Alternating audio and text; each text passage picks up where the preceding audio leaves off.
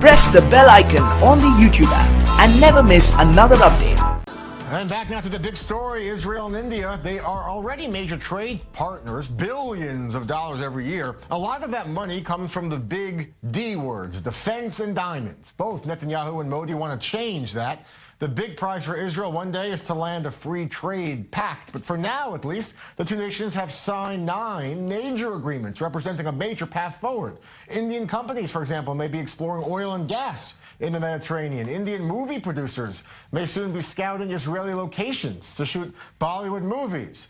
And there's new cooperation as well in cybersecurity and business partnerships. Joining me now in studio is Yuval Susskind. Yuval's with Partner Pollination Ventures to talk about the economic partnerships between these two nations. Aside from defense and all of that, really, what do you think is an industry or an area, really, that this trip can help forge an important new path forward economically between these two countries? Well, Jeff, look at where the two governments have agreed to invest money in setting up an R&D fund to support companies in 3 major sectors. That's agri-tech, water, and medicine, mainly digital medicine. So in those companies, the Prime Minister is accompanied by 18 Israeli startups that are in that sphere, to meet also equivalent number of Indian startups. And the opportunity is, look, Indian government is looking for innovation in Israel all across the sectors. Cybersecurity, fintech is really big. Okay, digital banking. Every Indian today is doing banking on his smartphone.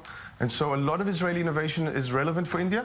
But how does it work economically? I mean, especially with your area of expertise. I mean, are Israeli families one day going to pick up and move to India and work there? Or Indian families going to come here? Will it be joint companies? How does that work? So the natural evolution is to eventually set up a joint venture. Indians, unlike other nations, Americans, Chinese, Indians would rather not invest in Israeli companies, but would rather invest in the setup of Israeli partnerships in India. So the evolution towards a joint venture is the more natural step in which to enter the Indian market. And one of the expectations, to answer your question, is for Israelis to actually show up presence and be in India for a while.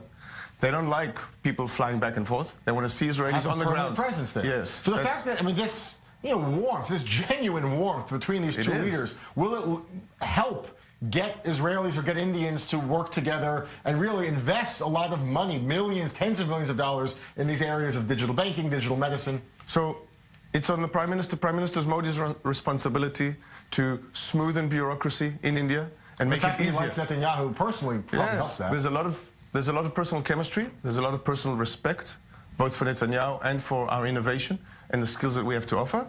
But I must say, India also in response offers a big market and is expecting Israeli companies to step up to the plate and show up professionally in order to enter that market. Yuval, you mentioned before water and agriculture, fields that are important for different reasons, so important to Israelis and so important to India. Why is this such an important venture moving forward? The idea is the low-hanging fruit is to help India solve its big problems. And those are in water and feeding the nation, feeding the world's largest democracy, cleaning the water that is unpurified due to misuse, due to corruption, due to lack of energy for running wastewater treatment plants. So there's a lot of Israeli innovation that can help them solve big problems, and that's what Prime Minister Modi is looking to adopt. So when the Prime Minister of Israel, when Benjamin Netanyahu returns, tomorrow heads back to Israel, really, how long do these things take to get on the ground and running? We're going to notice a difference. So nothing in India happens quickly. But such is life in any big market that you're trying to enter. India is not a nation. India is a subcontinent, twice the size of Europe, varied and fragmented. Doing business in southern India and northern India is completely different. It'll take time, but I think it's well worth the reward. And we're on the path. Yes, exactly. Let me bring into this conversation as well. Joining us from Mumbai is Bahman Mehta. He is the CEO of Darashah Investment Banking House. It's one of the biggest banking houses in the country. Sir, thanks so much for being with us. What do you say is the key driver in this economic partnership moving forward, if you can hear me? What's the big thing moving forward? Can you hear me, sir? Are you with us from Mumbai? Bahman, can you hear me?